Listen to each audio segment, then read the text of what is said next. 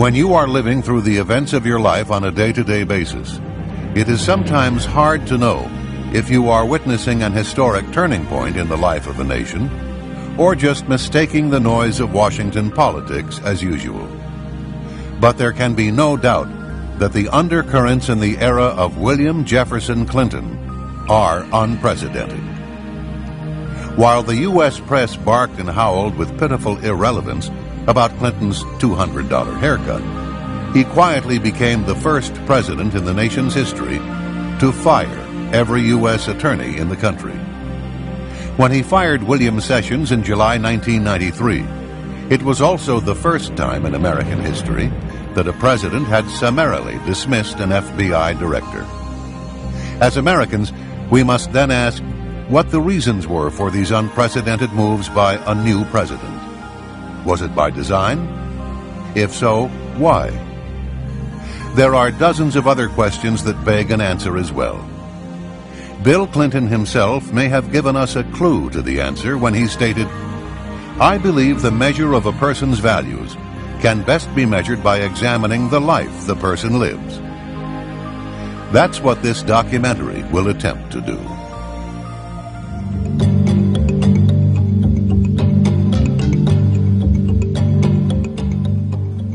During the 1960s, students were protesting the Vietnam War on college campuses throughout the nation. It was no different at the University of Arkansas. Here on the university campus, Clinton would climb into a tree where he would place a mattress and spend days on end to declare his own protest against the war.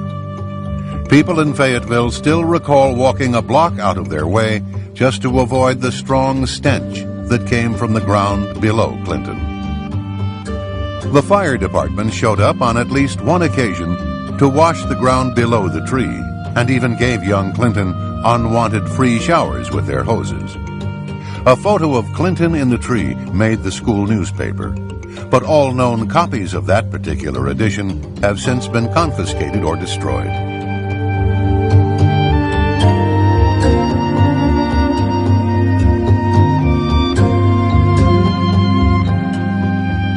Mr. Clinton studied at Oxford in England. Most of his professors there described themselves as Marxist-Leninists or socialists. In early 1969, Clinton was called to London for a physical examination and was classified 1A, which meant Vietnam. Upon his return to Arkansas, Clinton drove to Fayetteville to the home of Colonel Eugene Holmes, commander of the Army ROTC unit at the University of Arkansas, where he begged to join the program. Clinton signed a letter of intent and gave a pledge to enter the university law school. In the fall, he returned to Oxford, where he would help organize demonstrations against the United States outside the American embassy. On December 2, 1969, in violation of his promise to enroll in the ROTC program, he applied to Yale Law School.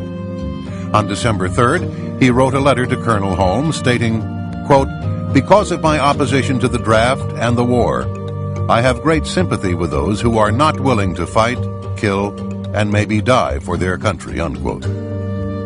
Mr. Clinton was described as a moocher and with no apparent income. Yet he left England for a 40-day trip to Scandinavia, the Soviet Union, and Czechoslovakia. Clinton stayed at one of Moscow's most exclusive hotels, the National. Clinton went on to Prague, where he stayed with Oxford friend John Kopold's parents, who were leaders in the Communist Party. The grandfather was a founder of the Czech Communist Party and a member of the party's Central Committee. In fact, Communist Czechoslovakia had been a training area for international terrorists. Shortly after Clinton's return to America, his friend Jan Kopold died mysteriously when he fell from the upper floors of a derelict building in circumstances that were unclear. Another close Clinton friend and a fellow draft dodger at Oxford was Frank Aller. When he returned to Spokane, Washington, he was found shot to death in September 1971. His death was ruled a suicide.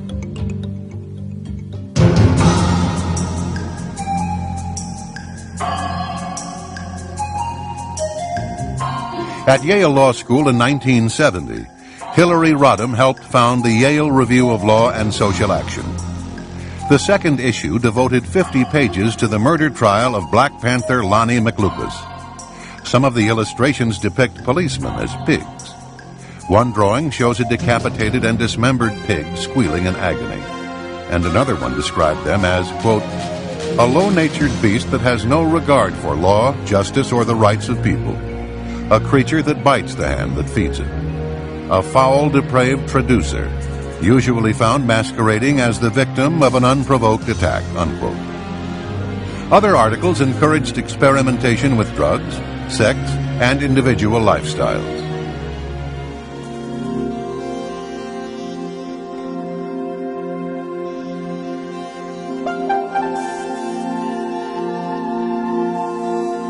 In Bill Clinton's Arkansas, some 2 million people remained among the poorest in the nation. Their average yearly income was less than the $20,000 annual fees at the Little Rock Country Club. Arkansas families earning less than $9,000 a year paid nearly 4 times more state tax proportionately than families making in excess of $600,000. Arkansas remained almost last in the United States in per capita expenditure for education, in the percentage of its students completing high school, and the proportion of its citizens with college degrees. Nowhere in America is the range so great as in Arkansas, wrote the Arkansas Times in 1992, from the multi-billionaire status of the Walmart Waltons to the abject poverty of the Delta region, where Lee County is listed as one of the 10 poorest counties in the entire nation. Infant mortality there is twice the national average, and 2/3 of all children never graduate from high school.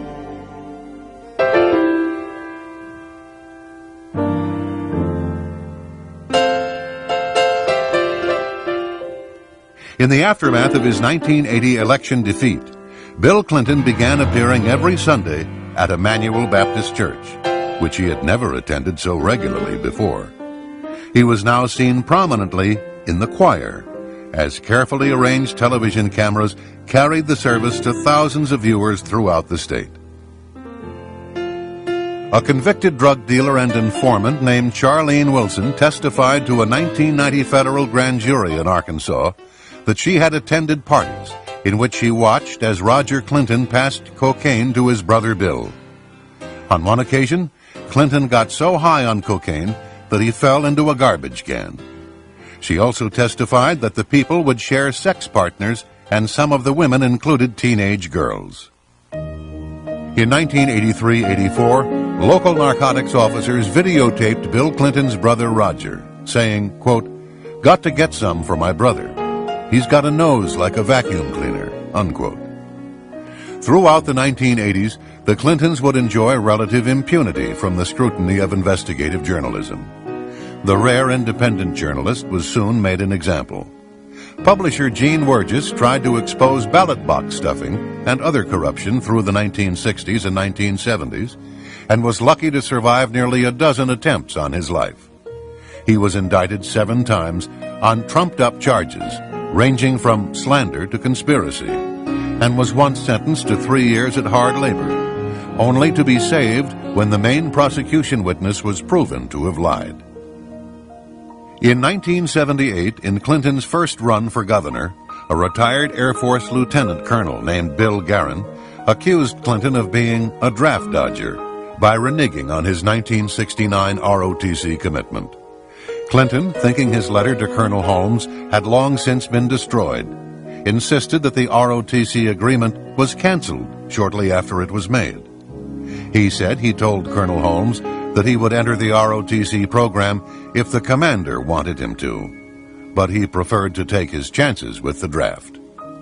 However, the colonel would tell a different story. In September 1992, Colonel Eugene Holmes, himself a lifelong Democrat, made a final statement on the episode and presented Clinton's letter to the press. He stated that Clinton, quote, "purposely deceived me, using the possibility of joining the ROTC as a ploy, purposely defrauding the military. both in concealing his anti-military activities overseas and his counterfeit intentions for later military service, unquote. It was in this setting that Bill Clinton entered state politics in 1975. When he left in 1991, he had been governor for 12 years. What he had done in and for Arkansas, he claimed, qualified him to govern the nation.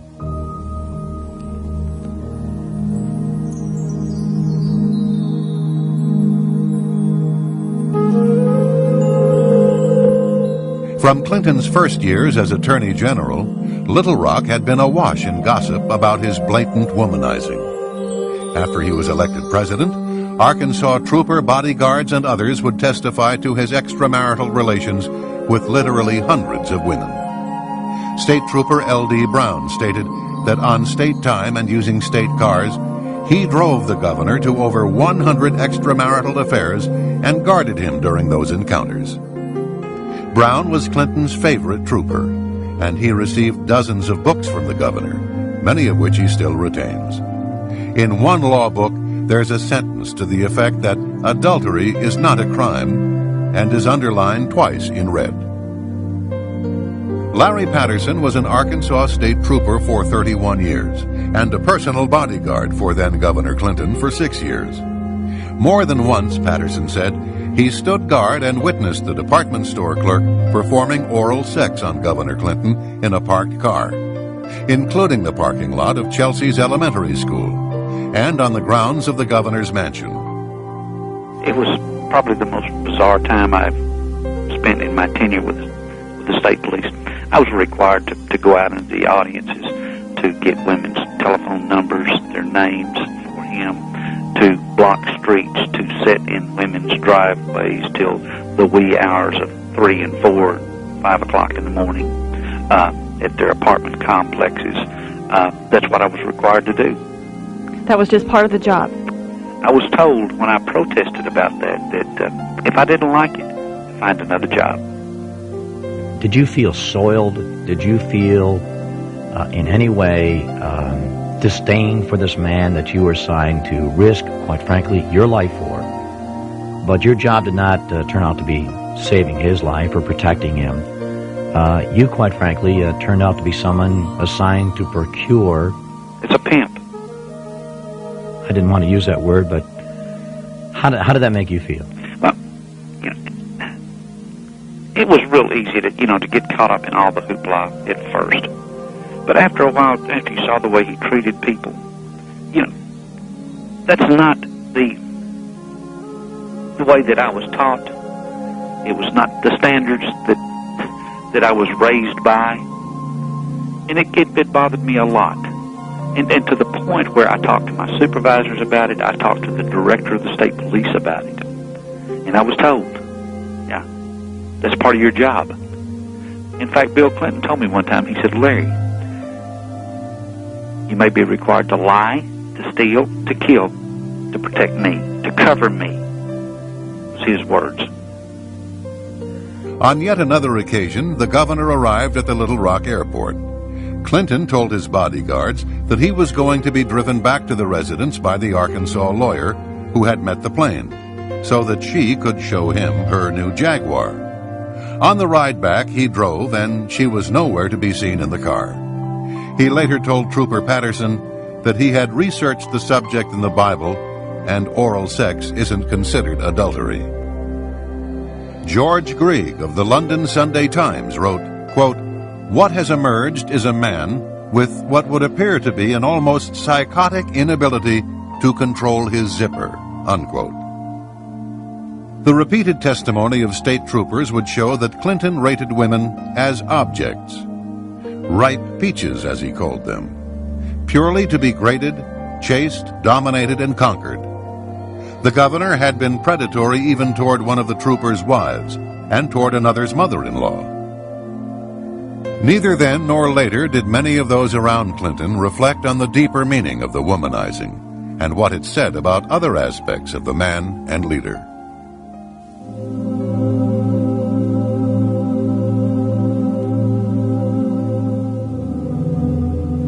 No fewer than 4 Arkansas state troopers, including 2 past presidents of the Arkansas State Troopers Association, have now provided detailed accounts of attempts to silence them because of their knowledge about Clinton's affairs with unmerited career promotions and job offers. Federal jobs was offered by Bill Clinton when Roger Perry and Danny Ferguson and Ronnie Anderson and I first came forward if we would keep quiet, not say anything, that we could have U.S. Marshals jobs, that we could have FEMA director jobs if we would just keep our mouth shut. As Bill Clinton's presidential campaign got underway, some of the troopers were considering coming forward. The commander of Clinton's security detail then threatened Roger Perry and other troopers on behalf of the President of the United States. He said the troopers' reputations would be destroyed and that they themselves would be destroyed. Larry Patterson even received a handwritten note expressing concern about his health. Larry, did you fear Bill Clinton? Personally, no, I did not. After I got to know the man, if it came to a confrontation between a policeman and Bill Clinton would always back down. No, I was not physically afraid of Bill Clinton. I was afraid of his power. Larry, were you afraid of Bill Clinton's friends? You betcha. You betcha. He had some people that was quite scary, yes.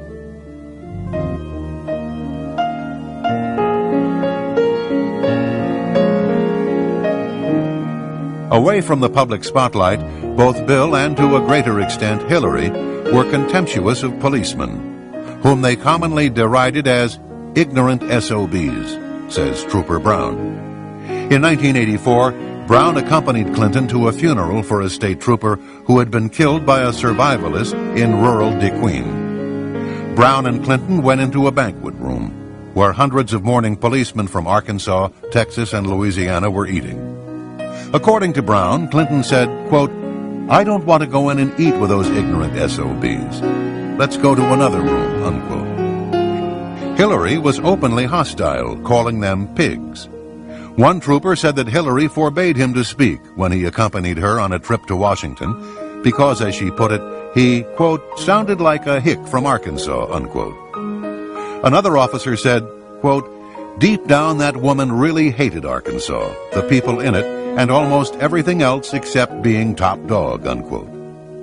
Troopers volunteered to work several days of consecutive 16-hour shifts just to avoid traveling with her. After becoming president, her attitude remained the same. A Secret Service agent was quoted as saying it was obvious that she had a clear dislike for the agents, bordering on hatred, in his opinion. On another occasion, Secret Service agents heard Hillary's daughter Chelsea refer to them as personal trained pigs to some of her friends. One of the agents explained to her that he was willing to put his life on the line to save hers, and he believed that her father, the president, would be shocked if he heard what she just said to her friends. Chelsea's response was, "I don't think so. That's what my parents call you."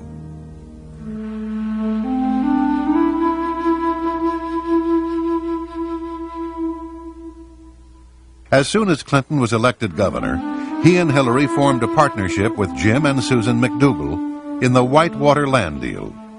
The McDougals would manage the business and bear most of the risk and liability, while Bill and Hillary would still enjoy a full 50% ownership.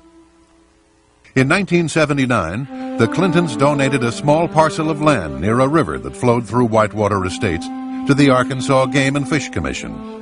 The donation was contingent upon construction of a boat ramp. Once the ramp was completed, a paved access road, funded at taxpayers' expense, was built from Highway 101 to the ramp, adding substantially to the overall value and marketability of home sites. Bill Clinton had used the powers of his office to enhance the value of his real estate speculation. Many elderly buyers invested in Whitewater because, after all, it was owned by the governor and his wife. However, they made the mistake of not reading the fine print of the real estate contract.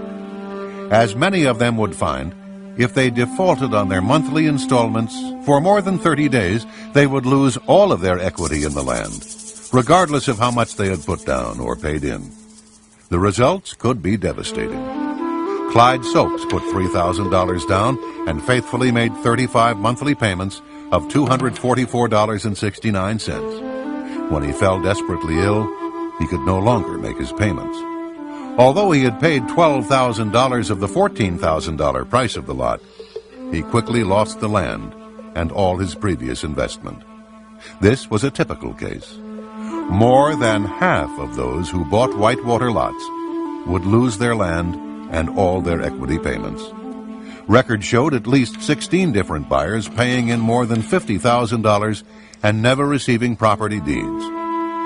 Meanwhile, Whitewater carried on a flourishing traffic in repossessions and resales, selling some lots over and over when elderly buyers faltered on their payments. A local businessman said, quote, "They screwed people left and right, taking advantage of a bunch of poor old folks on a land deal. The future president and first lady. That ought to be the real Whitewater scandal," unquote.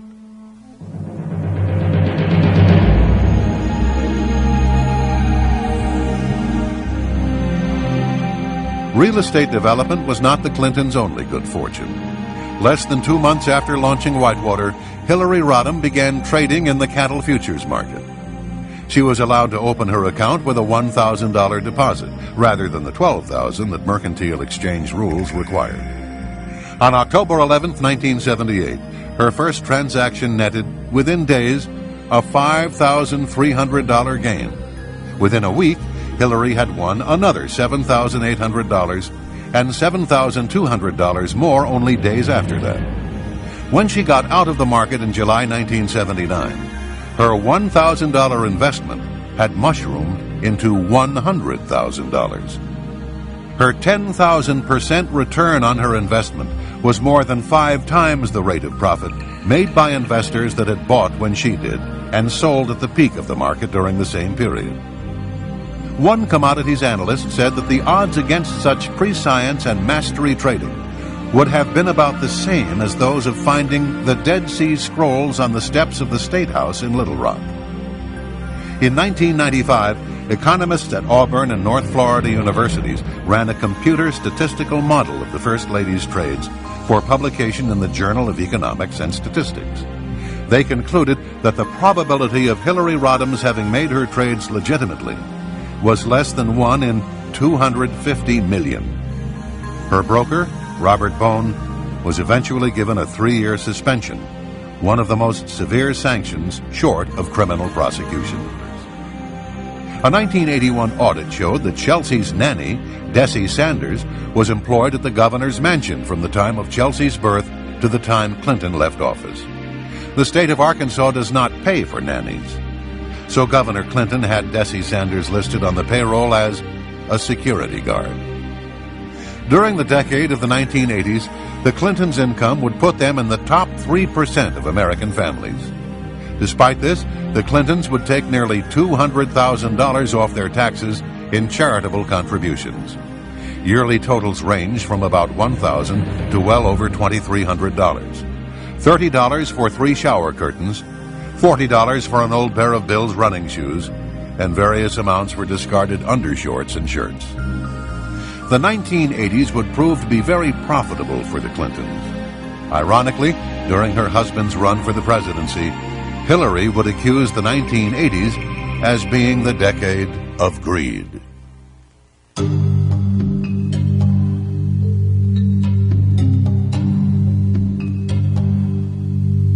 The Arkansas Development Finance Authority, or ADFA, was set up by Governor Clinton to ease financing for low-income housing and small businesses.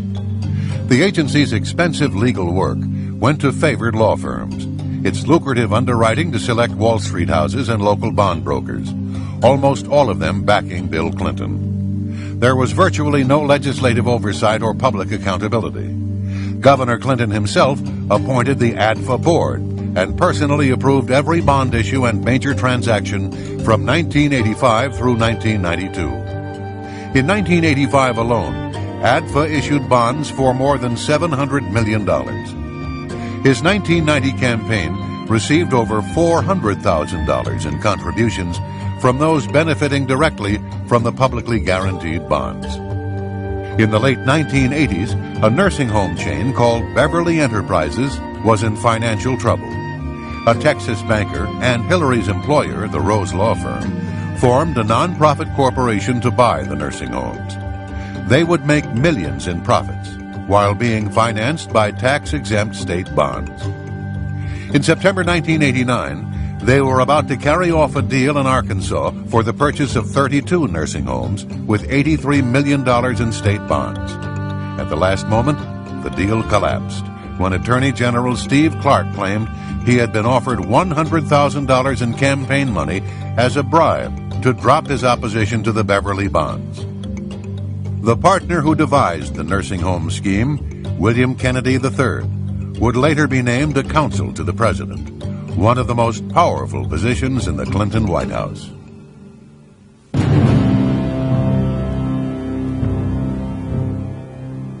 Dan Lassiter was an Arkansas bond dealer and a close friend, as well as a major contributor to then Governor Clinton. Clinton awarded Lassiter a $30 million bond to install a new police radio system for the Arkansas State Police. During this very period, Lassiter was under investigation by the Arkansas police for cocaine trafficking.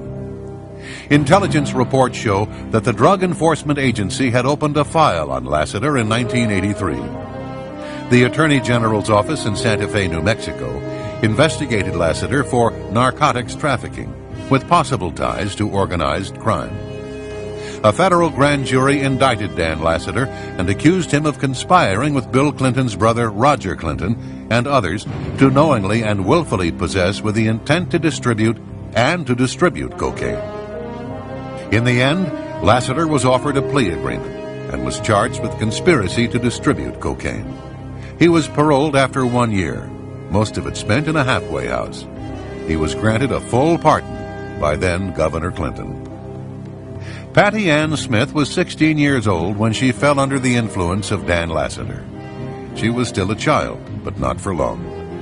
In the offices of the U.S. Attorney in Little Rock, she stated, quote, "I was a virgin until 2 months after I met Dan Lassiter. I finally gave in and slept with him. I was introduced to cocaine use by Dan Lassiter when I was 16 years old and a student at North Little Rock High School. Dan Lassiter planned on using me as a prostitute to entertain his friends," unquote. At the time, Lassiter was 40, more than twice her age. She was told by one of Lassiter's cohorts that, quote, "If I ever betray his trust and hurt Lassiter in any way, I would not see daylight to tell about it anymore," unquote. She said she met Bill Clinton several times, but he was never acting like a governor when I saw him. She claims to have witnessed Governor Clinton taking cocaine on several occasions. In an interview with U.S. attorneys, a 33-year-old Little Rock woman stated that she had been started on cocaine by an associate of Lassiter's. He warned her that she was as good as dead if she ever told anything about him or Lassiter. As a circuit court clerk, Dennis Patrick's income was less than $25,000. Dan Lassiter's brokerage company would secretly run over $100 million through Dennis's account. When the FBI found out, they informed Dennis that he would be an important witness in their investigation of Whitewater. The ATF soon learned that Dennis's life was in danger and informed him that a contract was out on his life. It was then that he began wearing a bulletproof vest. After 2 attempts on his life, the police arrested a man who admitted that he had been contracted for $20,000 to kill Dennis Patrick and his wife. Patsy Thomason was given power of attorney to manage Lassiter's business empire while he was in prison. An employee at Lassiter's firm told Dennis that Thomason was in charge and that she could put an end to his nightmare. But the nightmare continued, and Dennis was stripped of his life, his name, his integrity, everything he had.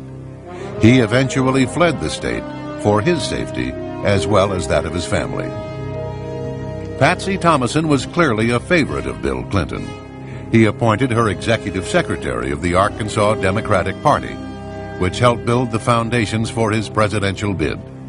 After the 1992 elections, she was given one of the most powerful positions in Washington, Director of the White House Office of Administration. In this position, Thomason failed to provide proper security clearances for over 100 White House staff members, many of whom were alleged drug users. Under her direction, random drug testing for the White House staff was eliminated.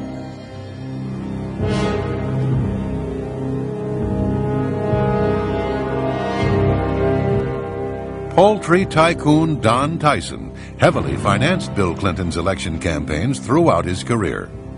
In return, he received millions of dollars in state tax breaks, as well as favorable treatment in the form of relaxed environmental regulations. Under Clinton, the chicken industry effectively made its own rules in Arkansas.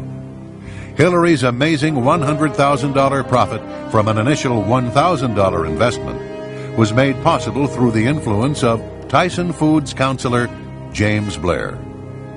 After this incident, the relationship between the Clintons and Tyson Foods president Don Tyson came under examination.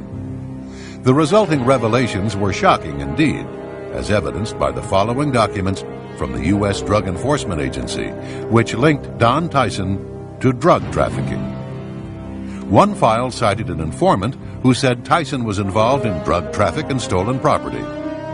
Another stated that Tyson's company aircraft was being utilized to smuggle drugs from Florida to Springdale, Arkansas.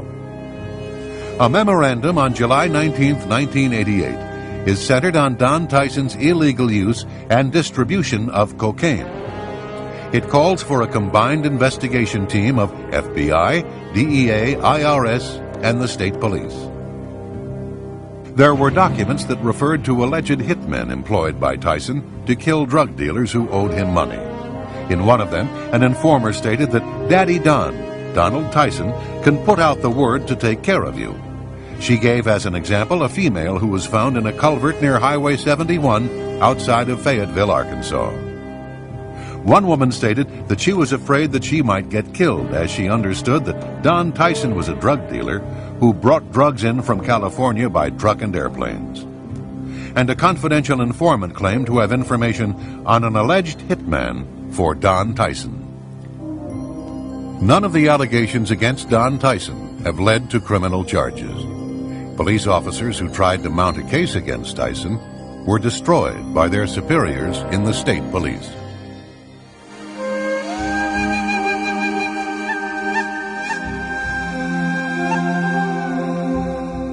Mena, Arkansas is tucked away in the remote Ouachita Mountains of western Arkansas. It became the site of one of the most enduring conspiracy theories of the late 20th century. The core allegation is that the airport was used to transport weapons to the Nicaraguan Contras, with collusion and cover-up implicating Governor Bill Clinton. It was a multi-billion-dollar gun-running, drug smuggling, and money laundering operation. Barry Steele was a legend in the cocaine trade. His drug runs were flown in from Latin America, loads averaging 300 pounds of cocaine and worth at least tens of millions of dollars, and parachuted onto remote sites in Arkansas. By the sheer magnitude of the drugs and money its flights generated, tiny Mena, Arkansas became, in the 1980s, one of the world centers of the narcotics trade, and the base of what many believed was the single largest cocaine smuggling operation in U.S. history. Larry Douglas Brown was Bill Clinton's favorite among the troopers assigned as his personal bodyguards. Brown gave hundreds of pages of testimony under oath and supporting documentation that the governor had clearly been aware of the arms and drug running out of Mena as early as 1984. The state trooper watched in despair while the governor did nothing about it. In October of 1984, Barry Steele and Brown had lunch at Cajun's Wharf in Little Rock, a popular restaurant in the Arkansas River bottoms. In conversations over the next few weeks, Steele casually referred to Clinton as the Gov, and acted like he knew the governor, Brown recalled. By the summer of 1985, Steele became a scapegoat and was sentenced to a halfway house in Baton Rouge. It was there that assassins found him and gunned him down in his white Cadillac on a rainy February night in 1986. IRS agent Bill Duncan and State Police Detective Russell Welch had compiled a mammoth investigative file on the Mina operation. The material became part of an eventual 35-volume, 3,000-page Arkansas State Police archive, a meticulous presentation of the Mina case for a grand jury. However, the cases were effectively suppressed. Duncan and Welch were not even called to testify before grand juries, state or federal. Duncan and Welch watched the Mina inquiry systematically quashed and their own careers destroyed as the IRS and state police effectively disavowed their investigations.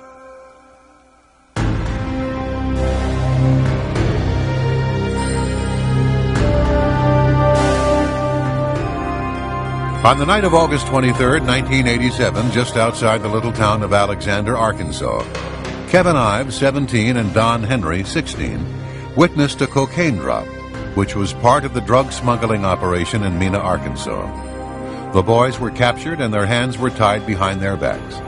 They were kicked and beaten and finally executed. One of the boys was stabbed to death. The bodies were wrapped in a tarpaulin and placed across the railway tracks to be mangled by the next train. The Arkansas medical examiner, Fahmy Malik, ruled the deaths an accident.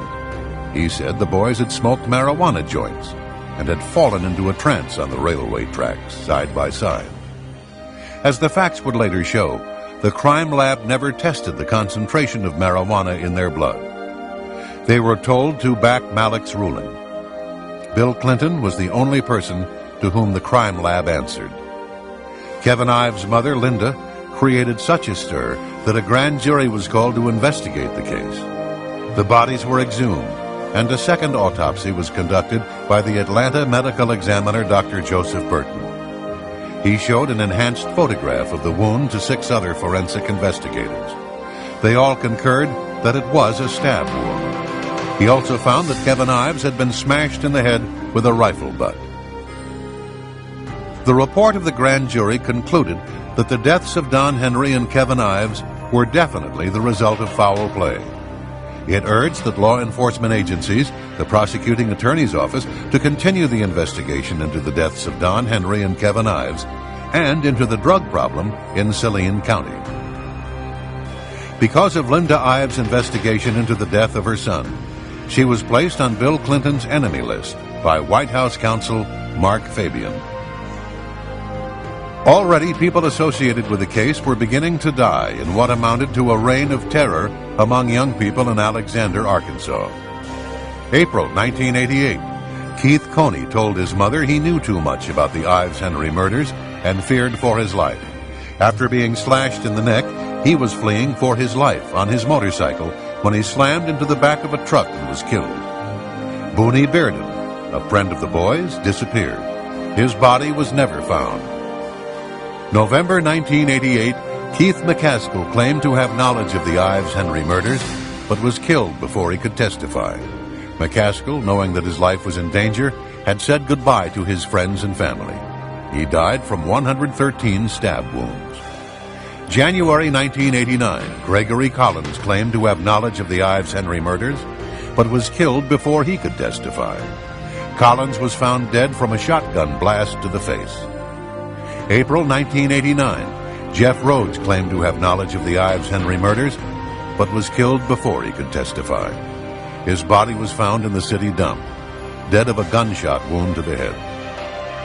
July 1989, Richard Winters claimed to have knowledge of the Ives-Henry murders, but was killed before he could testify. Winters was silenced by a blast from a sawed-off shotgun.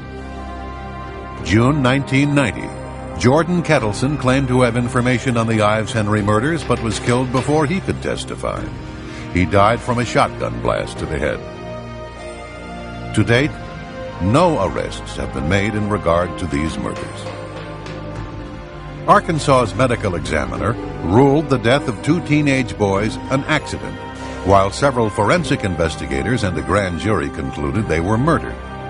But this was not the first nor the last time that Fahmy Malik's rulings would cause controversy. In 1985, a North Arkansas man was fatally shot, and Fahmy Malik ruled it a suicide. There were 4 gunshot wounds to the chest. In a 1986 case, Malik's ruling was accidental drowning. It was later discovered that the victim had been shot in the head. In 1992, a man's body was found with 5 bullet wounds, but Malik nevertheless ruled it a suicide. In his most incredible ruling, Malik concluded that a James Milam had died of an ulcer. However, the man's skull was later recovered. He had been decapitated with a sharp knife. That Malik survived in Arkansas is a testament to Clinton's power. Just before Clinton announced his intentions to run for president, Malik was moved to another state job.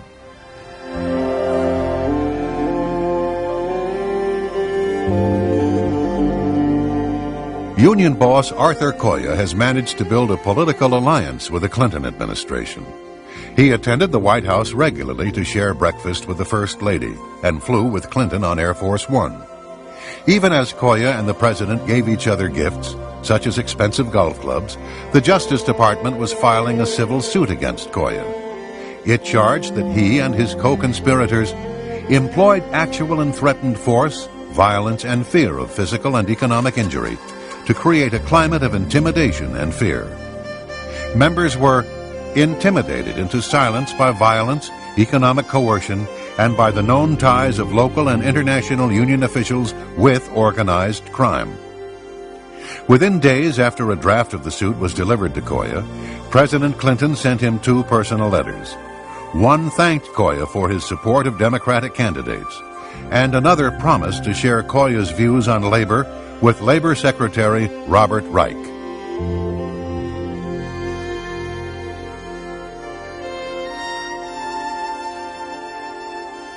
Mr. Free, over 65 people have invoked the Fifth Amendment or fled the country in the course of the committee's investigation. Have you ever experienced so many unavailable witnesses in any matter in which you've prosecuted or in which you've been involved? Actually, I have. You have?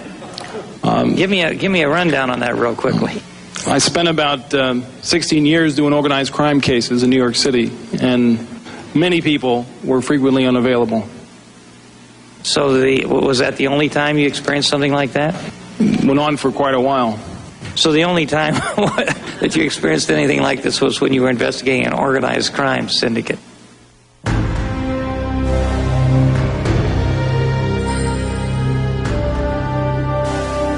On Monday, July 19, 1993, President Clinton called FBI Director William Sessions to tell him that he was dismissed.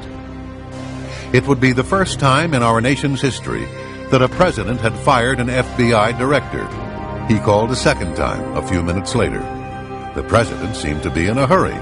Time was of the essence. Sessions was to leave the Hoover building effective immediately.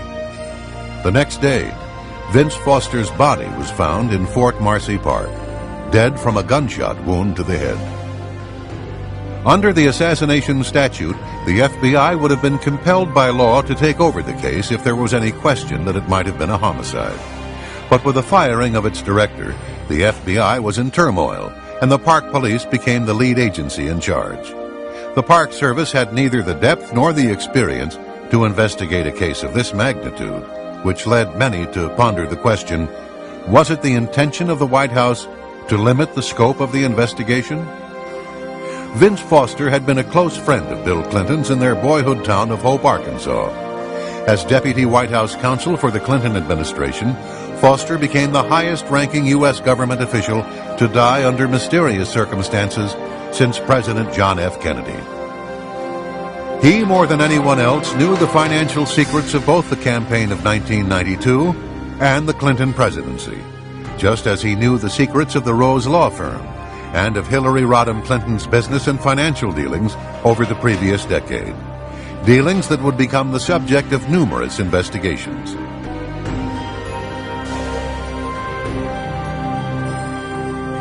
On July 22nd, Foster's briefcase was searched twice by Bernard Nussbaum in the presence of Justice Department officials and the U.S. Park Police. 4 days later, a suicide note mysteriously appeared in the briefcase. It was torn into 28 pieces with one piece missing. No fingerprints were found on the note, only a partial palm print of Nussbaum's. Distinguished handwriting experts were contacted. the most famous being Dr. Reginald Alton of Oxford University in England. The note, he said, was a fake. It was the work of a forger. Associate Independent Counsel Mikel Rodriguez was not a conservative. Indeed, when he arrived from California with his ponytail, his earring, and his leather jacket, there were some that said Kenneth Starr had gone too far in his efforts to recruit liberal Democrats and ethnic minorities to his team. Rodriguez spent his time combing through the archive of documents in the Foster case, and he didn't like what he saw. He managed to gain access to the locked files in the office of the Independent Counsel. Hidden inside was a folder of crime scene photographs that had been deliberately withheld from the prosecutor. Among them was the original Polaroid of Foster's neck. Rodriguez went to the Smithsonian Institution for enhancement of the original. The blow-up photo revealed a dime-sized wound on the right side of Foster's neck, suggesting a gunshot fired at point-blank range into the flesh. The medical examiner at the scene was Dr. Hout. After examining Foster's body, he made reference to a wound on Foster's neck on page 2 of his report. This finding was in agreement with 2 of the rescue workers who testified before the Whitewater grand jury that they too saw a gunshot wound on Foster's neck. Incredibly, in the official autopsy report on Vincent Foster, a gunshot wound to the head is listed, but the wound on the neck is completely left out.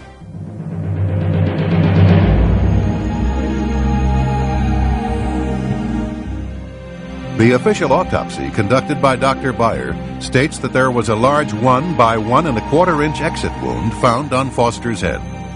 Both Fisk and Starr in their final reports similarly maintain that there was an exit wound on Foster's head. However, this is in direct conflict with those who examined the body at the scene. A .38 special will take the back of your head off, blood and brain matter everywhere, yet no skull fragments or brain matter were found by the FBI or Park Police. 2 days after Vincent Foster's body was discovered in Fort Marcy Park, an FBI memo was sent to then-acting Director Floyd Clark. It says in part, quote, "Preliminary results of the autopsy include the finding that a .38 caliber revolver, constructed from 2 different weapons, was fired into the victim's mouth with no exit wound," unquote. This was in agreement with Detective John Rollo, who examined Foster's body at the scene. He agreed that there was no exit wound, and in fact stated that he thought the bullet might still be lodged in Foster's head. Paramedics Corey Ashford and Roger Harrison put the body in a bag for transport to the morgue, yet neither of them saw an exit wound or any blood, either on the body or on the ground beneath the body. This was in agreement with Dr. Hout, who examined the body at the scene and wrote in his report that the wound was mouth to neck. Paramedic Todd Hall was one of the first to arrive. He testified before the grand jury that he saw 2 men running away from the scene into the woods. Paramedic Richard Arthur, who had attended to 25 to 30 gunshot deaths in his 9 years as a rescue worker, believed it was a homicide. "I've just never seen a body lying so perfectly straight," he said. His colleague, Corey Ashford, also had coded the death as a homicide. For 4 months, Rodriguez probed the case. He called witnesses before a grand jury and soon discovered serious indications of a cover-up. By the early spring of 1995, he was starting to probe a hypothesis that the crime scene at Fort Marcy Park had been staged, that the gun had most likely been planted in Foster's hand, and that a crucial photograph of Foster's neck and head had been falsified. He turned to his boss, Kenneth Starr, for support. Nothing was done to resolve the matter. In March 1995, Rodriguez resigned. The only serious investigation ever conducted into the death of Vincent Foster came to an abrupt end.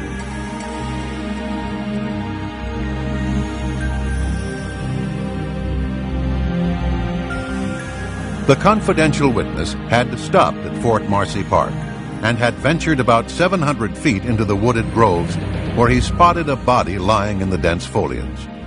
He looked as if he'd been dead for a long time. "I mean hours," he said. The bed of dried leaves below the body had been very heavily trampled. and his hands were neatly next to his body with the palms up. He said under oath to a congressional delegation that he saw no weapon, no gun. There was nothing in Foster's hands.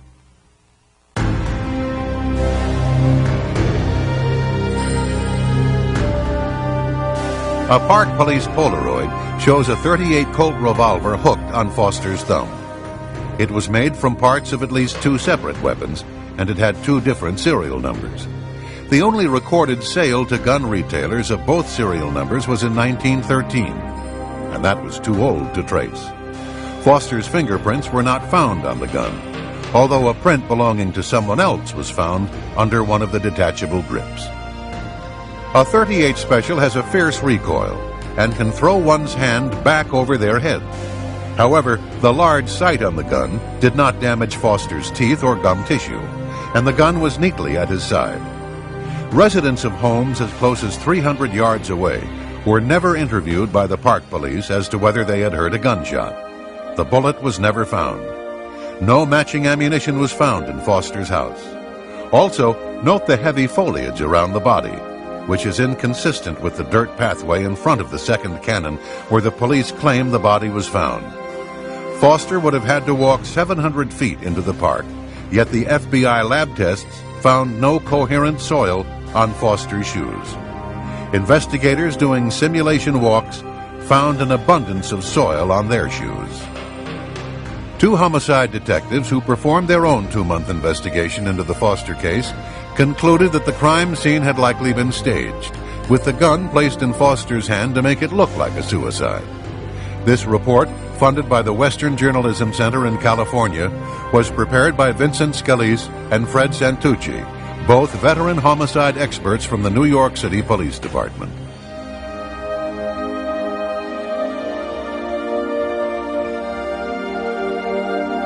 Two witnesses, Mark and Judy, were interviewed by the FBI in April 1994. They drove a white Nissan into the parking lot at Fort Marcy Park. Judy said she saw a man sitting in Vince Foster's Honda. Mark said that a man with long blonde hair had been standing by the open hood of Foster's car. Blonde hairs were later found on Foster's undershirt, his trousers, belt, socks, and shoes. But the FBI never tried to identify these hairs. Kenneth Starr concluded his report in July 1997 without calling these two witnesses before the grand jury. Another witness, Patrick Knowlton, stopped by Fort Marcy Park to relieve himself. He saw a car and Foster's suit jacket folded over the driver's seat. But it was not Foster's car.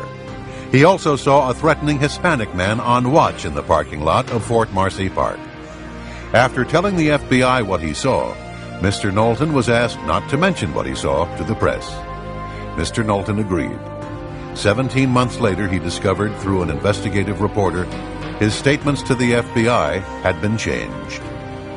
Knowlton's description of the unoccupied car in the lot was twisted, so it could have been Vince Foster's, even though his real statement rules out any possibility of the car being Foster's. The time he was at the park is expanded. It fails to say that Knowlton could pick the suspicious character out of a lineup. Through his attorney, Patrick Knowlton submitted a 20-page evidential insert to the 3-judge panel that appointed Kenneth Starr. As he put it, to make sure that the report was full and complete. Attached was Exhibit 1, which is a map of the cars in the Fort Marcy lot. Knowlton was parked next to an older model Honda that was not Vince Foster's car. According to the official record, the best estimates put the time of Mr. Foster's death at between 2 and 4 p.m.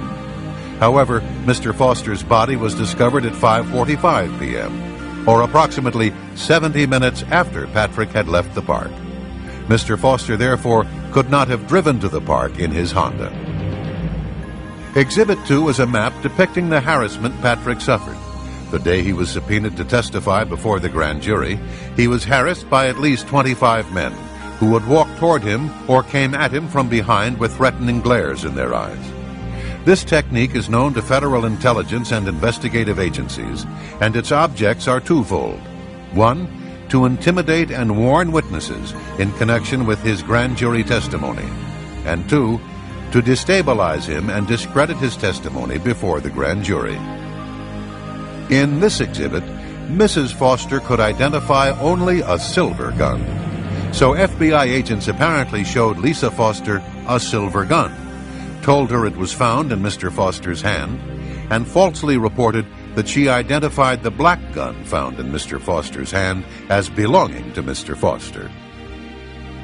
And yet another exhibit shows that the FBI concealed the gunshot wound in Mr. Foster's neck by concealing the contents of the medical examiner's report, which states that there was a gunshot wound in Mr. Foster's neck, falsely reporting that the 35mm photographs were underexposed, concealing that Polaroid photographs vanished, and concealing that autopsy x-rays had in fact been taken. That in the U.S. Park Police report, Dr. Beyer discussed the existence of x-rays. That the technician who installed the x-ray machine said that it was in good working condition. But the Fisk report stated that the x-ray machine was inoperable at the time of Foster's autopsy, and as a result, no x-rays were taken.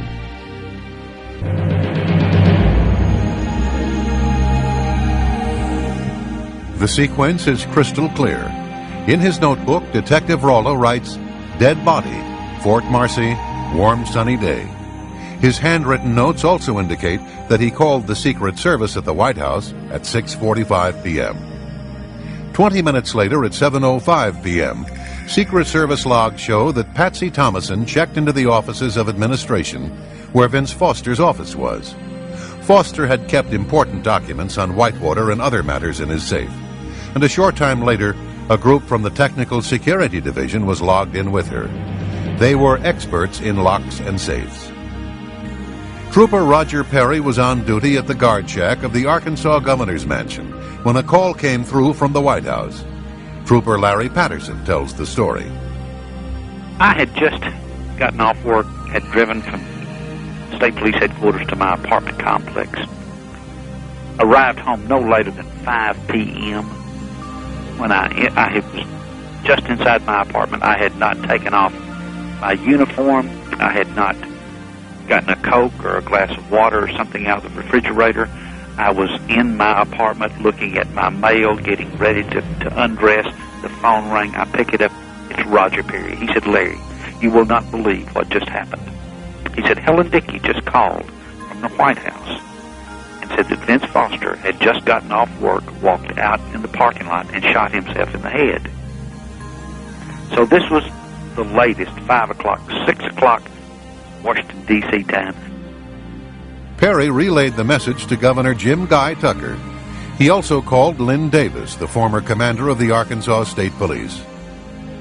4 men in Little Rock knew about the death of Vincent Foster before 6 p.m. Washington time, at least 15 minutes before the Park Police discovered the body in Fort Marcy Park.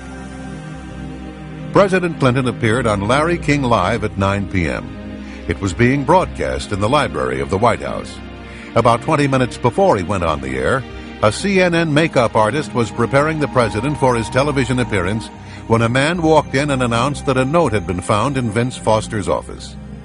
So the White House Secret Service, Chelsea's nanny, and 3 troopers in Arkansas had known for several hours, but Bill Clinton went on Larry King as if he knew nothing of Foster's death. At the time of Vince Foster's death, Hillary Clinton was in Los Angeles. As the LA Times reported, she cut her trip short and flew to Little Rock the day of his death. No reason was given as to the sudden change of schedule.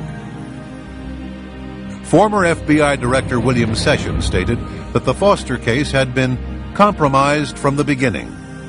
It was compromised when the White House took control of the FBI by firing Sessions the day before Foster's death.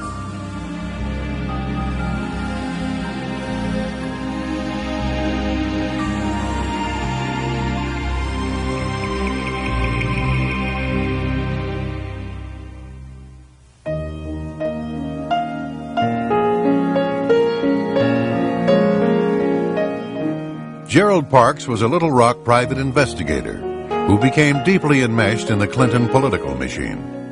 He later became head of security for the Clinton-Gore National Campaign headquarters in Little Rock. Later, during the early stages of the presidential campaign, Parks claimed to have made at least 2 trips to the airport near Mena, Arkansas. He said that Vince Foster had paid him $1,000 cash for each trip. He would pick up a trunk load of money from the Mena airport and deliver the money to Vince in the Kmart parking lot. Jerry's wife, Jane, was the manager of an apartment complex where Bill Clinton's brother Roger was living. Many times the governor would appear and indulge in marijuana and cocaine with his brother. Girls as young as 17 or 18 years of age were sometimes there to party with the Clinton brothers. When Jane told her husband about the goings-on in Roger Clinton's apartment, he began to write down names, dates, and license plates. He snapped photos from another balcony. Over a period of time, Parks had collected a thick dossier on the comings and goings of Bill Clinton. Jane Parks revealed that her husband had carried out sensitive assignments for the Clinton circle for almost a decade, and the person who gave him his instructions was Vince Foster. Foster had called the Parks home more than 100 times, identifying himself with the code name the Congressman. By the late 1980s, Vince trusted Parks enough to ask him to perform discreet surveillance on the governor. He needed it for Hillary, because she wanted to gauge exactly how vulnerable her husband would be to charges of philandering if he decided to launch a bid for the presidency. Jane claims that about a week before his death, Vince Foster telephoned her husband. Hillary was worried that there might be something in the files that could cause damage to Bill or herself. Jerry told Vince Foster that there was indeed plenty to hurt both of them. But you can't give her those files. That was the agreement. A few days later, Foster again called the Parks residence. He was calling from a payphone. He said he was going to meet Hillary at the flat, and he was going to give her the files. Parks then said, "You can't give Hillary those files. She's capable of doing anything." 2 days later, Vince Foster was dead. When he learned of Foster's death, Jerry Parks told his wife, "I'm a dead man." For the next 2 months, he was in a state of fear. He would carry a pistol to fetch the mail. On his way to the office, he would double back or take strange routes. 2 months later, on a Sunday afternoon, Jerry had dinner at El Chico Mexican restaurant.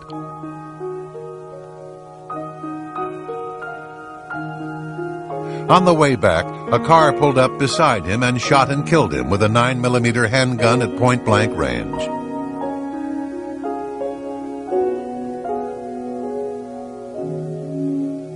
His home was broken into before he was murdered. The only thing taken from his home was the files he had on Clinton's activities.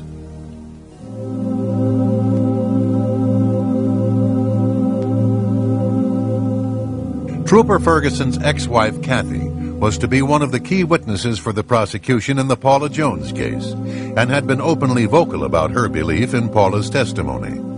4 days after Paula Jones filed her lawsuit against Bill Clinton, Kathy Ferguson was found dead of a gunshot wound to the head.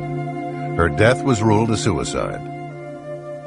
The following is an affidavit of Sherry Butler, who was one of Kathy's best friends. Quote, "Kathy Ferguson had been a friend of mine from 1991 to 1994, and on occasion had mentioned that while attending functions at the governor's mansion, then Governor Bill Clinton had cornered her in the kitchen of the mansion and pinned her to the counter. Shortly before her death, Kathy stated that what Paula Corbin Jones was saying about Clinton was the truth, and, quote, I wouldn't put anything past Bill Clinton, unquote. Kathy Ferguson had been a nurse, and a number of medical personnel attended her open casket funeral. Her autopsy report had placed the fatal bullet's entrance wound at the right temple, with the exit wound at the left temple, making it a possible suicide. However, at the funeral home, 3 nurses, an RN and 2 LPNs, decided to make a careful examination of the wound. Yet none of them saw any wound at the left temple. What they did see looked to be a large, blown-out exit wound in the right temple. This puzzled them, because they knew Ferguson was right-handed. This prompted them to look for an entrance wound on the left side. One of the nurses rolled the corpse's head to the side. All three nurses were then able to see a cotton-stuffed wound behind the left ear. Several other hospital colleagues subsequently visited the funeral home and made the same observation. The following is an affidavit of Samuel Houston, M.D. I have been contacted by 6 nurses who each described the head wounds of Kathy Ferguson at the open casket funeral and described a small, clean, quarter-size hole with cotton balls stuffed within it behind her left ear and a large blown-out wound to the right temple, pulling the right eye over. None of the above nurses saw any wounds on the area of her left temple on careful examination of her head. So, according to the testimony of a doctor and 6 nurses, the bullet may have entered from behind the left ear and exited at the right temple, making Kathy Ferguson's death a possible homicide. Dr. Houston recalled his last conversation with Ferguson on the day before her death. She told him that she wished she did not know as much as she knew concerning the Arkansas State Troopers and their activities and those of Danny Ferguson. Bill Shelton was an Arkansas police officer and boyfriend of Kathy Ferguson. He had been publicly critical of the ruling that stated Kathy's death was a suicide. A month later, Shelton was also shot behind the ear, and his death was also ruled a suicide.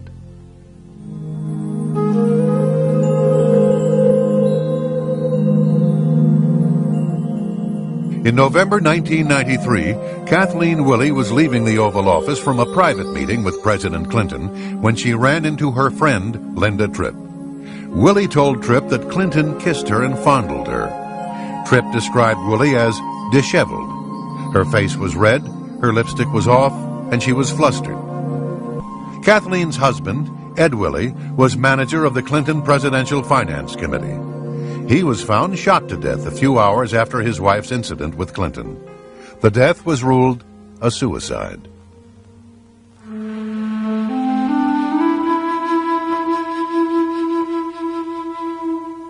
Newsweek magazine had dropped hints that a former White House staffer was about to go public with her story of sexual harassment at the White House. A few days later, on July 6, 1997, Mary Catrin Mahoney and 2 other employees at Starbucks coffee shop died of gunshot wounds. The restaurant's doors were locked when the victims were found, and nothing appeared to have been stolen, although nearly $4,000 was in the store at the time. Mary Mahoney was shot as many as 5 times. The Washington Post characterized the crime as an execution-style murder. She had been heavily involved in presidential politics, working on Bill Clinton's campaign in 1992, and served as a White House intern during the first Clinton administration.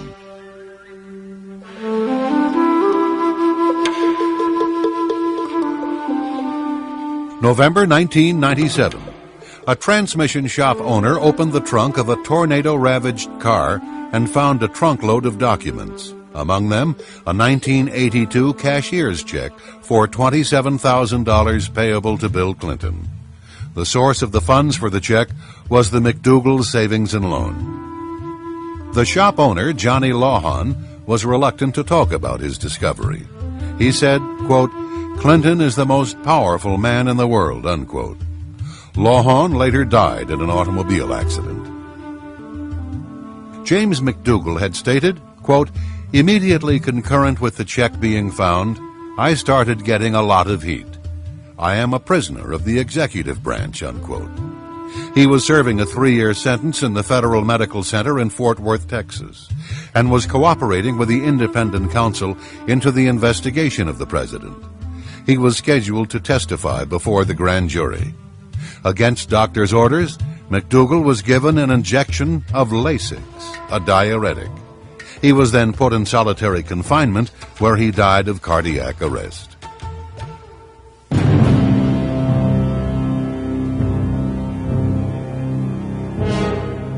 Ron Brown was the target of a major probe headed by independent counsel Daniel Pearson. There were allegations that Brown had received a bribe from a Vietnamese businessman. He was also being investigated for numerous scandals by the FBI, the FDIC, a Congressional Oversight Committee, the Energy Department, the Senate Judiciary Committee, and even his own Commerce Department Inspector General. Brown's business partner, Nolanda Hill, would later testify in March 1998 that White House officials wanted him to cover up a scheme involving the sale of U.S. trade mission slots to executives in exchange for contributions for the upcoming Clinton-Gore presidential campaign and the Democratic Party. She said, "Ron expressed to me his displeasure that the purpose of the commerce trade missions had been and were being perverted at the direction of the White House." On April 3, 1996, an Air Force Boeing 737 carrying Commerce Secretary Ron Brown and 34 others on a trade mission to the Balkans crashed into a hillside near Croatia's Dubrovnik Airport. Air Force procedure called for a two-step investigation. However, for the first time in memory, the Air Force canceled the first step, which called for a safety investigation of a crash on friendly soil. An autopsy on Brown's body would typically have been part of this investigation. They instead went directly to the second and final step, consisting mostly of legal proceedings that would mirror the sentiments of the Pentagon and White House officials, who implied the crash was nothing more than an accident. The Croatian wire service reported that the flight data recorder and cockpit voice recorder had been recovered. Later, the Pentagon disputed this, saying that no voice recorder was on board.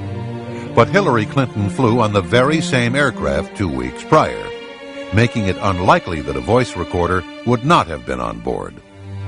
The Air Force concluded that Brown's plane was 10 degrees or almost 2 miles off course. Maintenance Chief Nico Jersic was in charge of the ground beacons and was scheduled to be grilled by the U.S. Air Force Accident Investigation Team. However, he was found shot to death 3 days following the crash. His death was ruled a suicide. Over 3 hours after the crash, the first search party arrived on the scene and miraculously found a survivor. Air Force Tech Sergeant Shelley Kelly was found alive and would have helped officials with their investigation into the crash. But she died of a broken neck on the way to a nearby hospital. Lieutenant Steve Cogswell, a forensic pathologist who investigated the crash, contends there is evidence that Ron Brown might have been murdered. He said, quote, "Essentially, Brown had a 45/100-inch inwardly beveling circular hole in the top of his head, which is essentially the description of a .45 caliber gunshot wound. This man needs an autopsy. This whole thing stinks," unquote. Several personnel were present while Colonel Gormley was conducting his external examination. The photographer present was Chief Petty Officer Kathleen Janowski, a 22-year veteran. I opened up my big mouth in the morgue and said, "Wow, look at the hole in Ron Brown's head. It looks like a bullet hole." I said that, and my life has never been the same since. All of the X-ray films of Brown's head have disappeared. There were allegedly many photos taken of Brown that were stored in a safe, but these photos, along with the negatives, have also disappeared. All that remains of the head X-rays are photographic slide images taken by Janowski. Dr. Cyril Wecht has nearly 40 years of experience, has conducted some 13,000 autopsies, and is considered one of the nation's most prominent forensic pathologists. He is also prominent in Democratic Party politics. He says there was more than enough evidence to suggest a possible homicide in the death of Ron Brown, and an autopsy should have been conducted on his body. As he stated, quote, "It's not even arguable in the field of medical legal investigations whether an autopsy should have been conducted on Ron Brown," unquote. And Lieutenant Colonel Cogswell stated, quote, "You can't ignore who this person is. To stack up the coincidences, one of 35 people has got a hole in their head. The hole is dead center in the top of their head, and it just happens to be the most important person on the plane from a political point of view. That's a whole lot of reason to investigate it," unquote.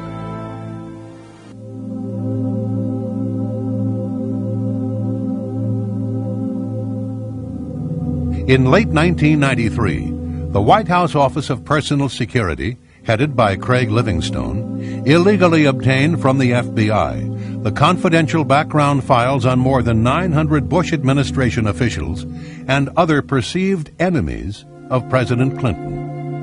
At the request of Hillary Clinton, the files were to be uploaded onto White House computers so that sensitive information could be shared with the Democratic National Committee.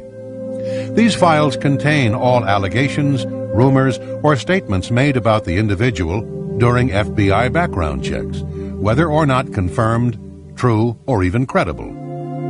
Livingstone had a history of prior drug use, which should have disqualified him from serving in the White House. However, senior White House counsel William Kennedy III said that Livingstone was hired on orders from the First Lady. Other evidence indicates that this illegal activity was likely approved by President Clinton.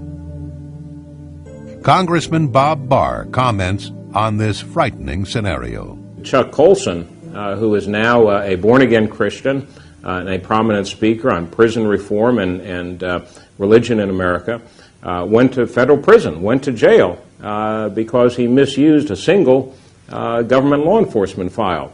Yet we now know that the Clinton administration misused perhaps upwards of 1,000 or more FBI files, which include and contain very sensitive information on average American citizens. I think clearly what the Clinton administration is trying to do is an orchestrated, systematic effort to thwart justice, to thwart the rule of law, to thwart legitimate investigations by the Congress, whether it's impeachment proceedings or regular oversight.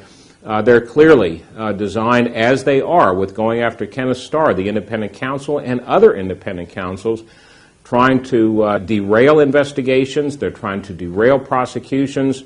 It is very well orchestrated, and I'm sorry to say, in some degree, it is succeeding. But these are not isolated incidents that we're seeing with the compilation of enemies lists, enemies files, FBI files.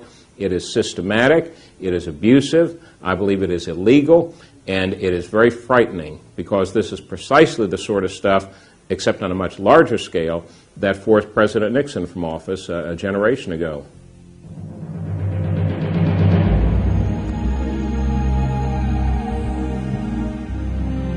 Who was the biggest contributor to the Clinton-Gore ticket in 1992?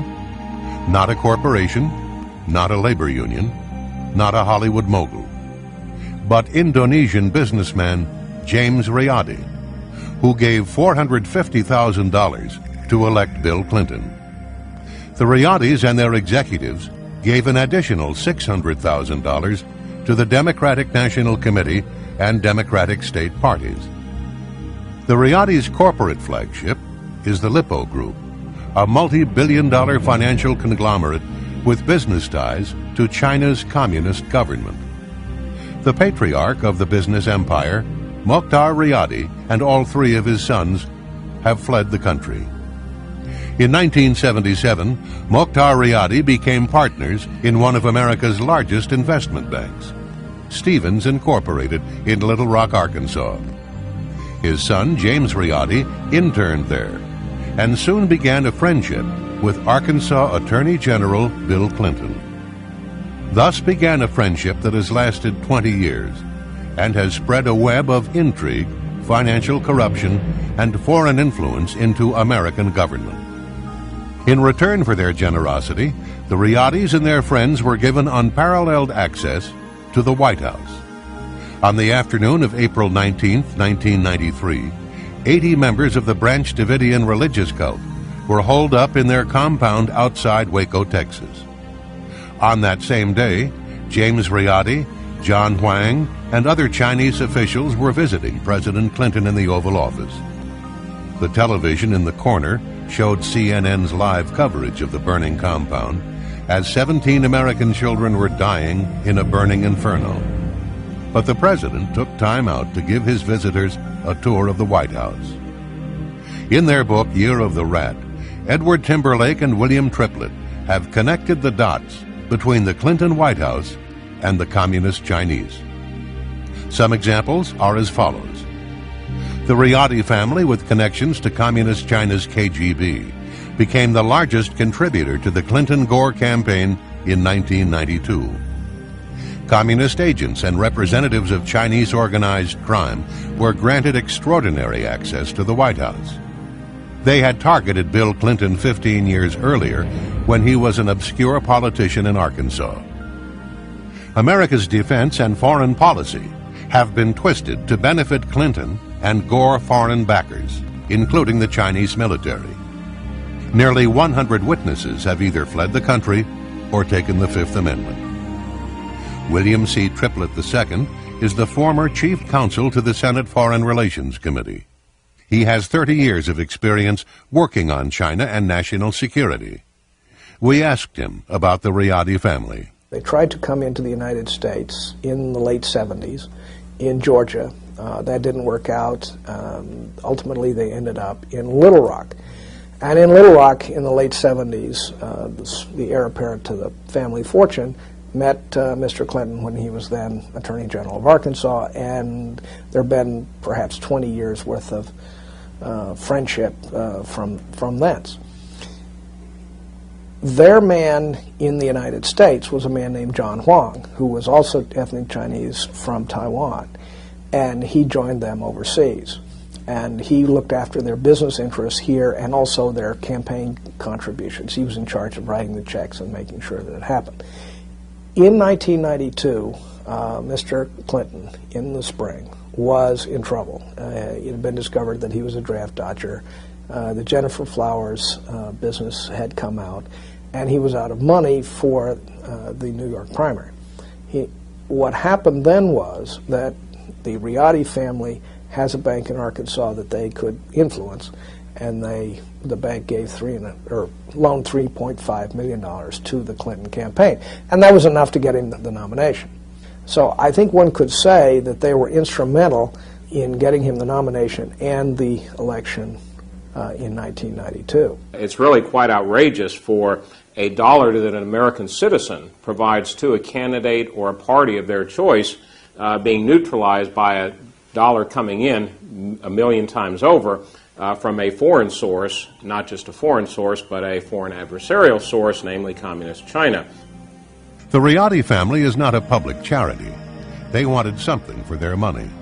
So after Bill Clinton got elected, they sent a letter to Bruce Lindsay, who was in charge of personnel in the Clinton administration, saying that they had invested in Mr. Clinton. What they wanted was for their man, John Huang, to be moved into the American government, and they succeeded. In January 1994, Huang, who had been the area manager for Riadi's bank in Little Rock, received a top-secret security clearance for his new job at the Commerce Department. According to phone records, Huang made over 400 calls to various parts of the Riadi and Lippo Empire. 170 calls were to Hong Kong, Indonesia, and Red China. CIA agents have testified that they gave Huang 37 classified one-on-one briefings in his office at Commerce. They estimate that he could have seen as many as 550 pieces of American intelligence. Huang later went to work for the Democratic National Committee, where he would have normally lost his security clearance. But much pressure was put on Assistant Commerce Secretary Charles Meissner, and Huang was able to keep his security clearance. Charles Meissner later died in the same plane crash that killed Ron Brown. One official said, "A lot of secrets died with Chuck Meissner." We now know that during the 1996 campaign, John Huang was actively seeking campaign funds for Bill Clinton from Asian sources, who have ties to organized criminal syndicates, narcotics trafficking, gambling, prostitution, and Communist China's intelligence services. During this same period, he had access to highly classified information. Lieutenant Colonel Liu Chaoying is the daughter of General Liu Huiqing, China's premier PLA officer and an old revolutionary communist soldier. She also studied Marxism-Leninism at the Chinese People's University in Beijing, a major training center for the future Communist Party officials. Colonel Liu is a communist. She is a high-tech spy. She was an official of 2 red Chinese companies that deal in arms trafficking. She ran at least tens of thousands, maybe hundreds of thousands of dollars through Johnny Chung into the Democratic National Committee, and she met Clinton twice at fundraisers. According to FBI Director Louis Freeh, Chinese criminal gangs called triads have emerged as a significant and violent force in the United States, committing contract murders, extortion, drug trafficking, kidnapping, prostitution, weapon smuggling, and money laundering. The triads have been guests of the Clinton White House many times and have made illegal contributions to the Clinton-Gore re-election campaign. Neg Lap Seng is a Macau criminal syndicate figure who visited the White House on many occasions. He attended a number of fundraisers and even sat next to the president at some of them. Neg Lap Seng and others are partners in Angdu International of Thailand, a firm that procures Thai women, many of them underage, for prostitution. In May 1996, these men were honored guests at a Clinton fundraiser. Charlie Tree is another person from Taiwan. He grew up in a rough neighborhood that is the breeding ground for a criminal element called triads. He came to the United States to work in the kitchen of his sister's Chinese restaurant in Little Rock. Became friends with Mr. Clinton when he was an Arkansas official, and so forth and so on. And when he became the president, he used that to exploit his business interests. He became a friend of a man from Macau, and we think they both became connected through Chinese gangster connections. And the man from Macau became in essence, his sponsor and sugar daddy, if you will. The man from Macau is in the business of exploiting women for prostitution. He owns a hotel in Macau that is a brothel, and with two other men, he owns a separate company that procures Thai women for prostitution in Macau. Charlie Tree had been in Little Rock since the late 1970s and had known the Clintons for almost as long. Thus, he was the perfect triad messenger and agent in place for the People's Republic of China, ready to be reactivated without suspicion. As the Canadian study of triad behavior points out, once a triad, always a triad.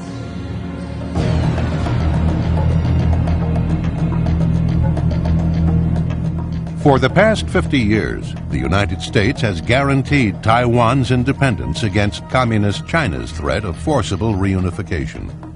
In March 1996, Taiwan, or the Republic of China, was preparing for a national ritual that the People's Republic of China despises. The ritual is called elections.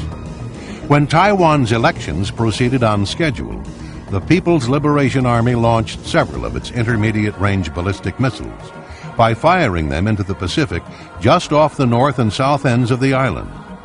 Clinton then sent battle groups from the 7th Fleet, including its two largest aircraft carriers, the Independence and the Nimitz, into the Taiwan Straits. This time, Clinton did the right thing. After this incident, two things happened. First, a top Chinese official in Beijing intimated to the U.S. Embassy that an attack against Los Angeles would be in the prospects if the United States interfered in Communist China's campaign of intimidation against Taiwan. But the Red Chinese government also tried a second channel. They sent Charlie Tree carrying a letter and a bag of money. On the morning of March 21, 1996, Tree dropped off several $100,000 to the President and the First Lady's favorite charity, the Presidential Legal Defense Trust. On the same day, Tree also delivered to the White House a letter about the situation in Taiwan. Excerpts from the letter are as follows. Once the hard parties of the Chinese military inclined to grasp U.S. involvement as foreign intervention, is U.S. ready to face such challenge? It is highly possible for China to launch real war. I hope the President will carefully consider these issues and make the decisions that are beneficial to the U.S., China, and Taiwan altogether. President Clinton's reply letter read, "The redeployment of the Independence and the Nimitz was intended as a signal to both Taiwan and the PRC that the United States was concerned about maintaining stability in the Taiwan Strait region. It was not intended as a threat to the PRC." This letter was a complete sellout of Taiwan.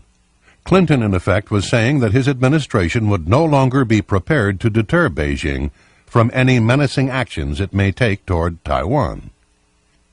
Bill Clinton had caved in the face of pressure from Beijing, by a letter that was not delivered through public or diplomatic channels, but by a man whose previous experience was a member of a notorious triad gang, a fry cook from a Chinese restaurant in Little Rock, who was under indictment for violating election laws.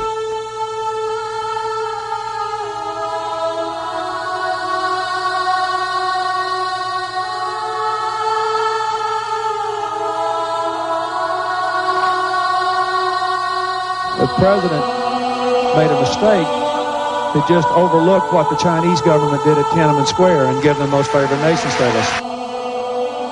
On June 4th, 1989, Chinese tanks and armored personnel carriers rolled into Tiananmen Square to confront pro-democracy students from 4 of Beijing's most prestigious universities.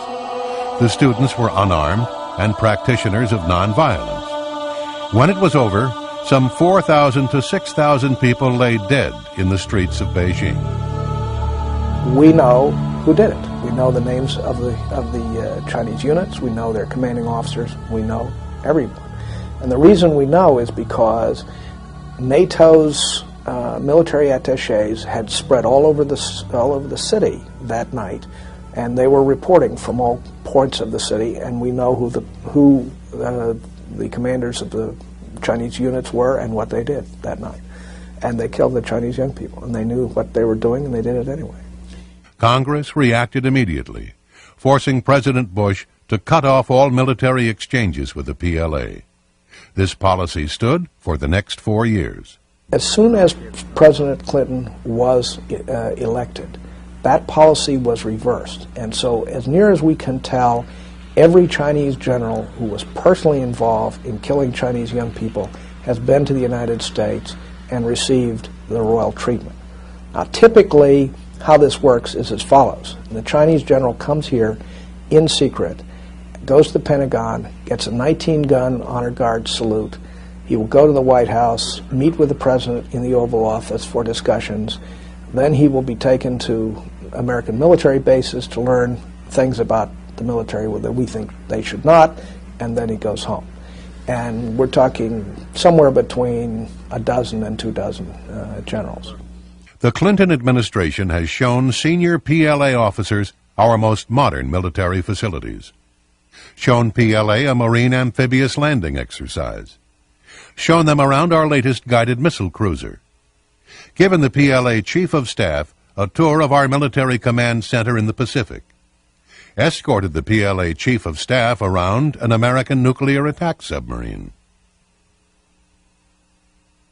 General Xu was in tactical control the night of the massacre, and he is the one who gave the order to the troops, mount up and move out. He is the man who, in fact, was the closest we could point to ordering the massacre of the young people. On the day of the Tiananmen massacre, General Xu shoulders more responsibility for the deaths of his countrymen than any other Chinese officer. Under his orders, children as young as 3 years of age died from PLA gunfire. Upon his arrival at the Pentagon, General Xu received a 19-gun salute. Defense Secretary Perry told General Xu that his visit had great symbolic significance. Perry pledged to brief the PLA on U.S. strategy and plans for the years ahead. The American taxpayers paid $13,200 for General Xu and his party to have a 4-day visit to Hawaii.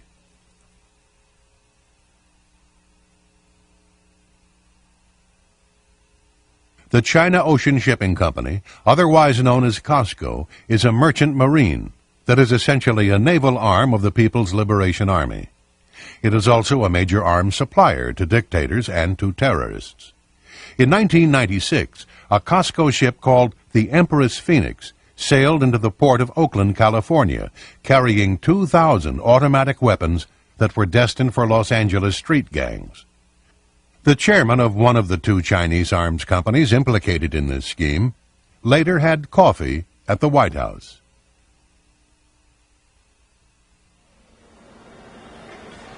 The naval station in Long Beach, California closed in 1991, but it did not remain unoccupied. A Marine Reserve training center that had been destroyed by an earthquake was allowed space there. But Costco also wanted the naval station. So in November 1996, the White House placed a series of phone calls to Long Beach officials. The Clinton administration made it clear that leasing the port to Costco was their preference. In the end, the United States Marines lost their space, and Communist China's Costco, with the help of Bill Clinton, got what they had lobbied for. They got control of the naval station at Long Beach. Johnny Chung is a Taiwanese businessman, lives in Southern California. Probably a little bit better than some of the rest of this crowd that shows up in this little drama, we think, marginally better. He was trying to promote his business interests, and he was pretty honest about how he saw things. For example, he's famous for saying that the White House is just like a turnstile in a subway. You have to put coins in to pass the gate. And he put a lot of coins in, something in the order of several hundred thousands of dollars. In fact, he dropped a $50,000 check on the First Lady's chief of staff one time when he was visiting.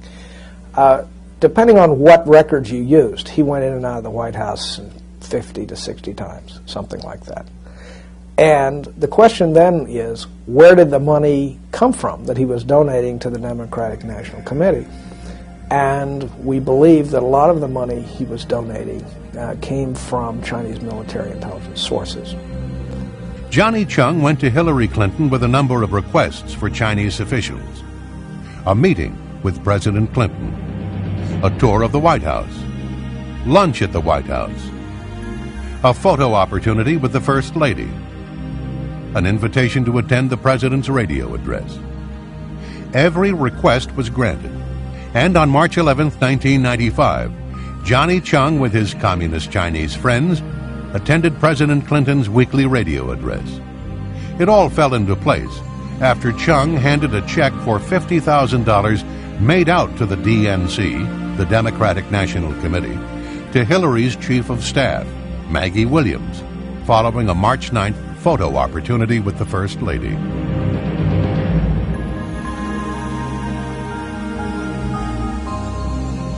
Two photographs in particular speak volumes about the deals this White House has cut. The first shows President Clinton and the First Lady with Macau criminal syndicate figure Neglep Seng. The second photo was taken at the Sai Lai Buddhist Temple and shows Vice President Gore with Ted Sioing. It's important to recall that both men are in the business of exploiting Asian women for prostitution. Many of these women are underage and are sold into slavery by their poverty-stricken families. Often they are encouraged to develop narcotic habits in order to keep them dependent. Who would have guessed that Bill Clinton and Al Gore would literally sit down to dinner with these men in exchange for millions of dollars in illegal donations, much of the money coming from their prostitution rings? The evidence clearly establishes that important technology, missile technology, computer technology, and probably in the near future, nuclear technology, has been and will be made available to the government of Communist China. This will have, I believe, and already has begun to have very serious, devastating consequences for us and perhaps some of our allies. For example, the Communist Chinese Long March rocket, which never marched very long because it kept blowing up. Their decoupling systems were inadequate. Their guidance systems were inadequate. So they did not pose as serious a threat as they otherwise would to the United States of America.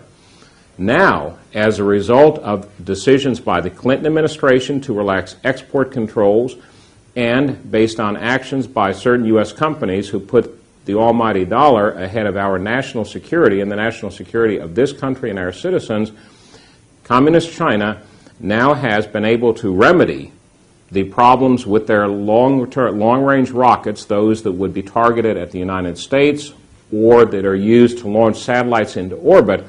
They now have been able to solve the decoupling problems and the guidance problems, so they pose, one, a direct danger to this country because we have enhanced the capability of the Communist Chinese government to launch successfully missiles at the United States and to place into orbit spy satellites. Moreover, that technology is now, we already know, finding its way to third countries that are adversarial to us as well, such as Iran. Thirdly, from a commercial standpoint, by virtue of our enhancing the ability of the Communist Chinese to develop more successful and reliable launch vehicles, we're undercutting our own aerospace industry. So we're hurting ourselves not only from a national security standpoint, but from a commercial standpoint as well. This poses a direct threat to the national security of the United States of America and our allies.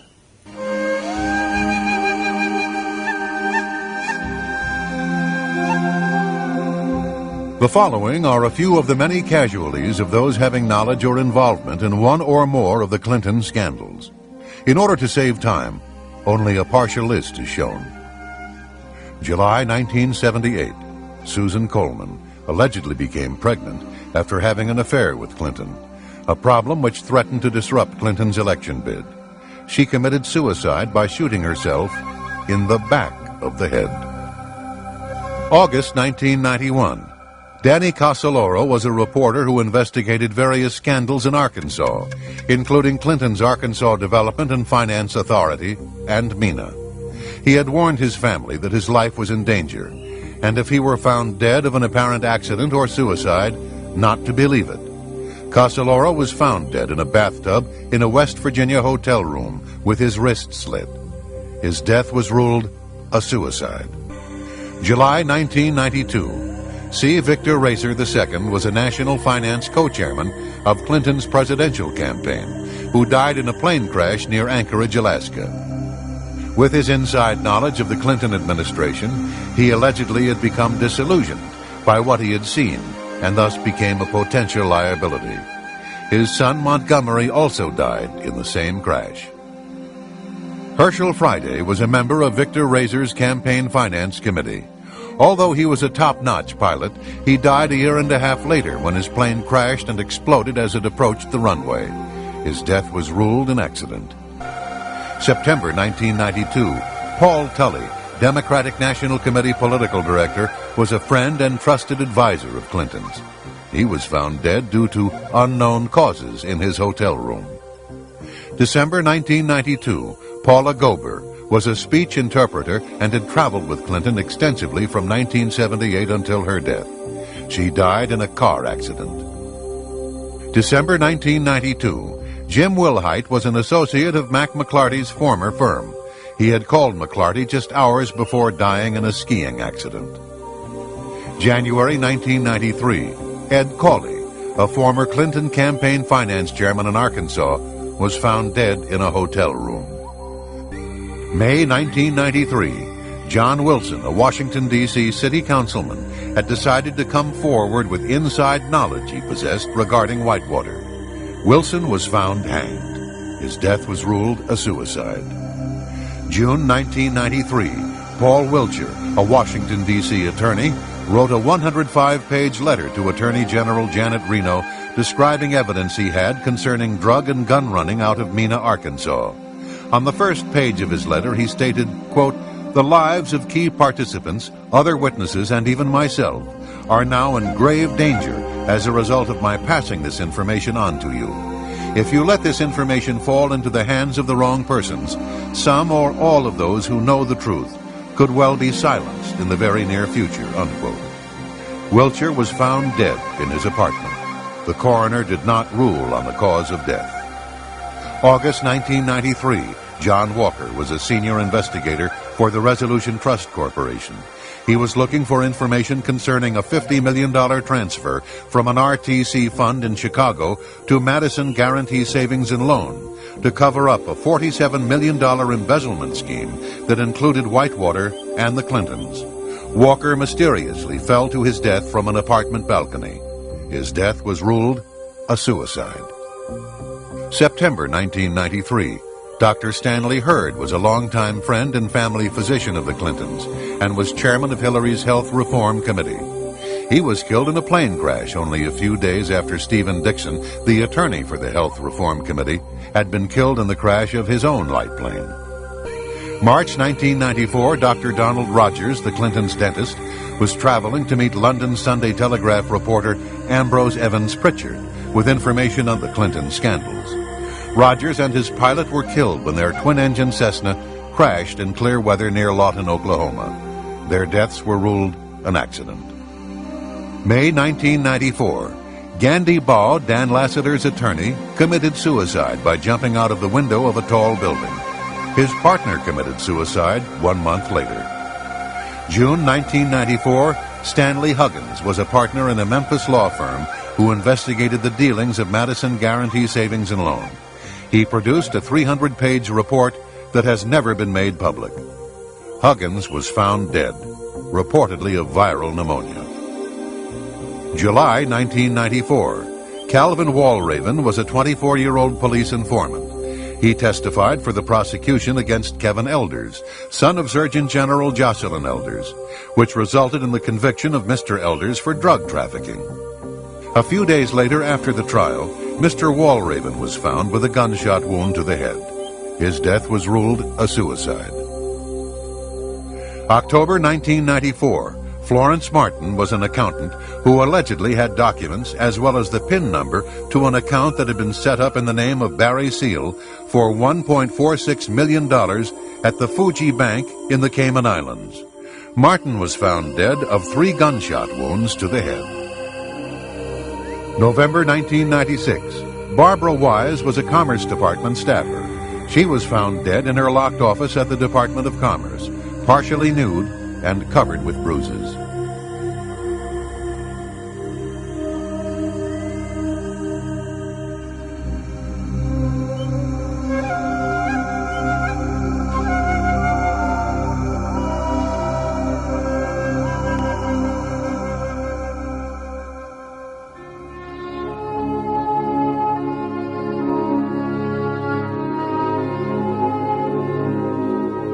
In their scramble to secure and maintain power, Bill Clinton and Al Gore have left a legacy of corruption, making unscrupulous bargains for campaign cash, selling out our national security, losing our nation's technical edge, catering to red Chinese agents, arms smugglers, and gangsters, and enabling the People's Republic of China intelligence to penetrate our political and defense establishments. The damage they have done is deep, but there is perhaps a treatment for this cancer that has befallen this nation. Wall Street Journal contributing editor Mark Halperin described President Clinton as, quote, the most corrupt, fraudulent, and dishonest president we have ever known, unquote. His remedy? One word will do justice. One word: impeach. Impeach now! Impeach now! Impeach now! I did not have sexual relations with that woman. Impeach now! Impeach now!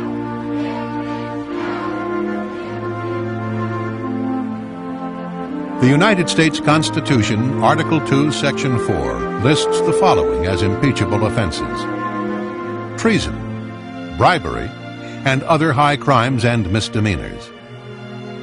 Therefore, on December 19, 1998, the United States House of Representatives voted on articles of impeachment against William Jefferson Clinton.